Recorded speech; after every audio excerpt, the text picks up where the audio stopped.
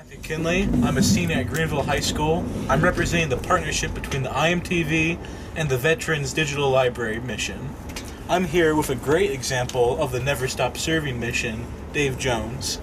Why don't you tell us a little bit about yourself? I was born and raised in Piqua. The Marine Corps took me to California. Spent 37 years out in California. Retired from the post office out there. All three of my children still live there. And I came back to Piqua and taking care of my mother and joined the American Legion and worked my way all the way up to First Vice Commander of the 3rd District. Next year I hope to be Commander of the 3rd District of the great state of Ohio. Making your way up. Making my way up, working at it. Someone who's an outsider to the American Legion, give them a perspective, like a day in the American Legion and the conference. What exactly goes on there? If you're talking about the conventions, we deal with legislative issues. We give out awards for Firefighter of the Year, Teacher of the Year, Scout of the Year. We have Boys State programs that we give out awards to the people that excel in that. We have several other classes of awards that are given out. We also have a lot of speakers, guest speakers. There are training sessions to help us understand ways to help the community, state, and nation. Along with national defense, we have committees on national defense. We have committees on child welfare, youth in general, community, state, and nation type of events, and how to get involved and how to work our way through those types of things. Yeah, it sounds like the American Legion is a big mission, and it seems like they're able to help a lot of people.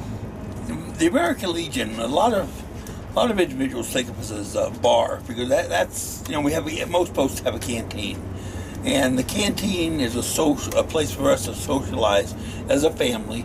Yeah. Our family includes auxiliary Sons of the Legion plus the Legionnaires. But the Legion is much more than just a canteen. Right. We do a lot of charity, even the Posts do an awful lot of charity stuff. My Post 184, Piqua, Ohio, has donated over $30,000 this year to different organizations, things like Bethany Center, which is a food pantry, food service organization. We have rehab center that we contribute to. We've sent kids from our high schools to different types of events for leadership type things, plus Boys State. So we've been pretty busy with all that kind of stuff.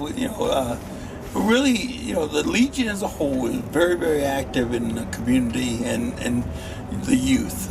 We want the youth to have a chance to thrive and make good of themselves. Yeah. So it's not just the veterans that the American Legion helps out. It's everybody. Yeah, it's everybody. It's as far as assistance, we have a service officer that helps veterans when it comes to appeals to the VA and that sort of stuff. So we help out veterans. If somebody's in need, a lot of posts will turn around and give the veterans some sort of assistance, maybe buy gas for them, buy food. Some posts have money they can get for rent, and this was not all posts do that, but we try to help the veterans as much as possible, veterans and their families, and we do everything we can and legislatively to get bills enacted that will help the Legion and the vets. Yeah. Matter of fact, the Legion was the one that instigated the GI Bill. If it wasn't for the Legion, we wouldn't have had a GI Bill. We actually wrote the GI Bill, presented it to Congress. Congress passed it, and that's why we have a GI Bill, and we're constantly expanding on it and trying to improve to help veterans. And the veterans deserve it. They even the ones that stay stateside and never go overseas. There's still a lot of time and effort. It's more than just a 40-hour day or 40-hour-a-week job. They put their life into it. They put their life into it, and sometimes they work 70, 80 hours. You get the same pay. No matter how many hours you work, you're there for whenever the commanding officer says you're going to be there. Right. So there's a lot, and the families suffer a lot through a lot of this. You know, they lose a lot because of the time that you have to spend, and especially overseas, when people go overseas in harm's way, it's tough on families. Take a toll. Yeah. Well, we're in Colorado on our way to the 99th National Convention. How many have you been to? I have been to six of these 6 national conventions, I believe. This will make my 6th one. Okay. I went to,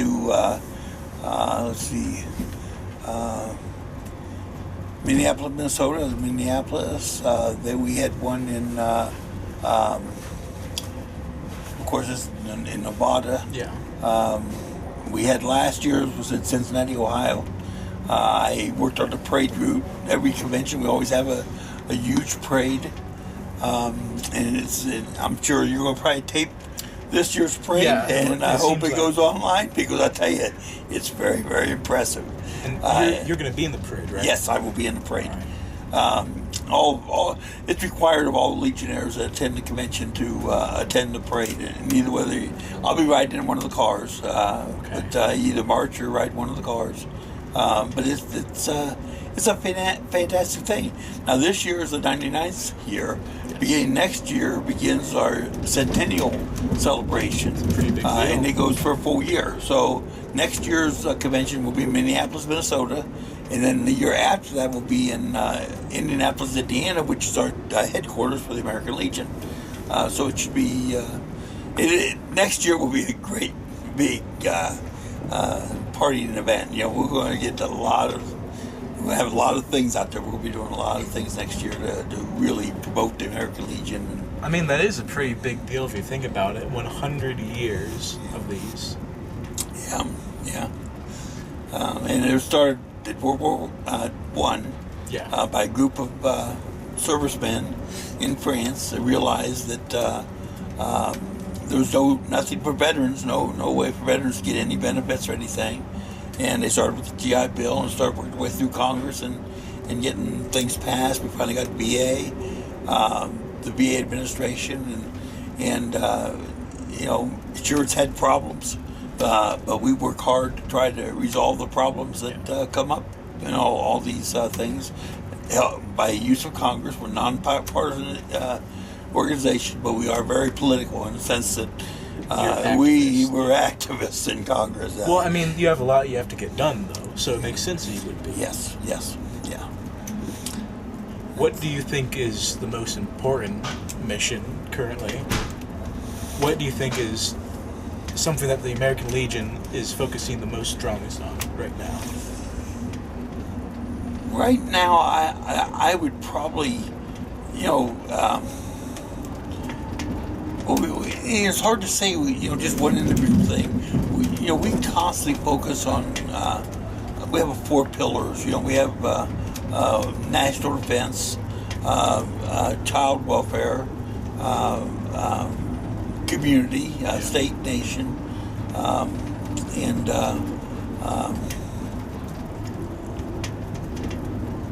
I think I've got them all. American. Hit them all. So, yeah. But national defense is always a big thing. We always make sure that military. We try to help support things that increases our military strength. We do everything we can with Boys State, oratorical contests for high school students. We have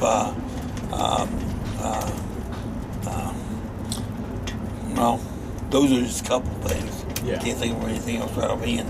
But there's a lot of things we're dealing with the youth that we support. We try to get the youth involved.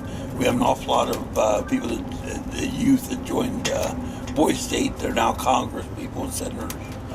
Both state and a lot of political offices throughout the state.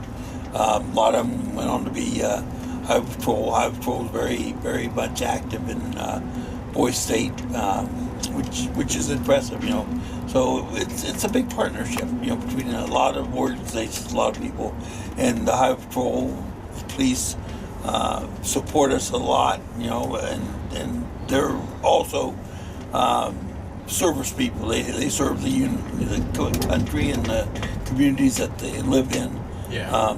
And it's a very hard job anymore. More so now than it has been in the past, with the police especially. Anything else you want to tell us a little bit about your background? About yourself? Well, I was born and raised Catholic, if that makes a difference. I spent my 7 years in the Marine Corps, stateside, BMAAW with an all-weather attack squadron in California. I was given orders for Vietnam 4 times. Our unit has. All 4 times they canceled orders.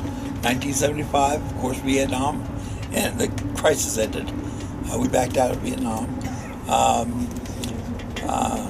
And I got out of the Marine Corps when they wanted to make me a recruiter because I didn't want to sell. I wanted to fight for the country, not be a salesman for the Corps. But which is okay too. We all do our bit, and no matter where you're at, where you're stationed at, it's always a very trying situation for family and children. You can't always do everything with the children you want to do with your children. So it makes it a little tough, but it's. We have a little special gift for you. Oh. We really appreciate you planning all this, taking us out. I know I especially do. Yeah. But we thought this T-shirt. We thought that you might like that.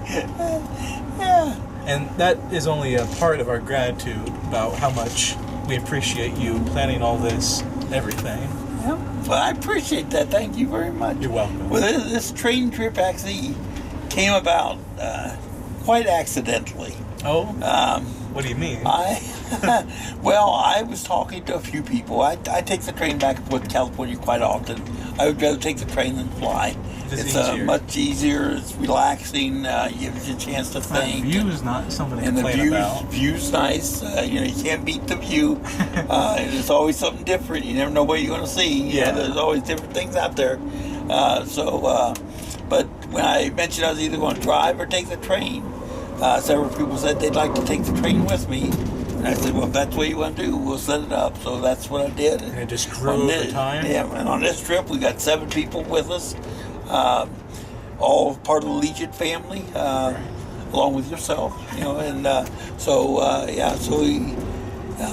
it turned out that on this trip, there's probably another 100 or so Legionnaires going towards the convention. We saw people that we know in Michigan, Cleveland, all over the place. So I mean, it's amazing. So we're one big happy family and head to the convention to take care of business. We also have. I think this is a really interesting book. I've only gotten to read a little bit of it. Saluting Our Grandmothers. It's by Colonel Barlow. Yeah. And Susan Hill Norad. But it's about women, not only about women in the military, it's about family, it's about their experiences and how women have had to fight to have the rights. But it's from the people that the writers of it are local to Ohio, from Dayton. Yeah. So I think this is also a very interesting.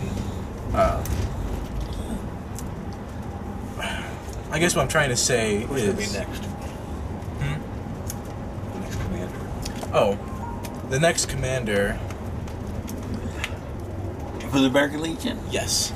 they're the leading candidate right now is Denise. Be the first female commander of the American Legion if elected. Okay. The elections. So she's not it yet, but she's the presumptive winner. She's assumed to be the commander right now. Okay.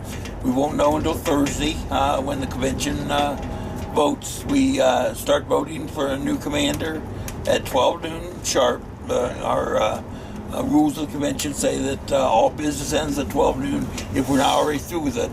The election will start either at 12 noon or when the business ends, whichever comes first. Yeah. And we'll know probably within probably an hour or two after that time, who is going to be our next commander.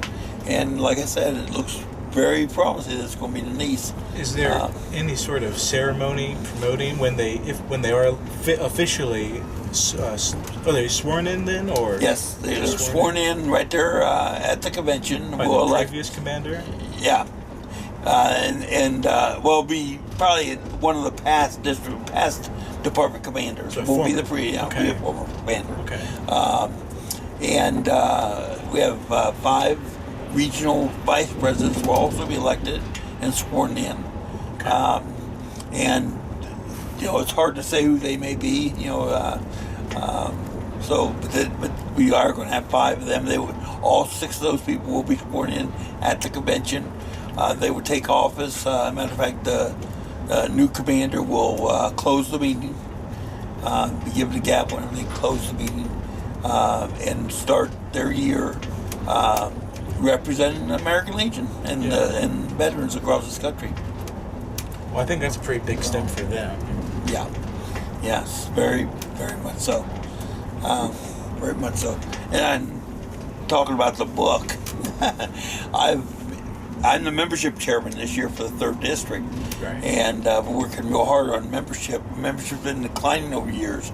And we need to turn that around. We've got a lot of the younger generation just don't want to join organizations. Maybe because they think it's a bar. But we need to turn around and let them know that we're not just a bar. Without the American Legion, veterans will suffer across this land. So you need the American Legion as a political advocate for vets. And when you ask somebody whether or not they're a service member, don't assume that just because a woman's with her husband, and the husband may have served, that the woman did not serve. Right. Because there's a good possibility that woman might have served too. So you always ask what branch of service they were in. If they said they weren't in, that's fine, but you always ask because you never know. And there are a lot of very good women that are out there serving our country and don't go through the same suffering, same anguish as the guys. Yeah. Well, thank you very much, Mr. Jones, for meeting with me and interviewing all of this. I think I speak for all of us when I say we appreciate it, and I think we're going to have a very good time in Reno. I think so.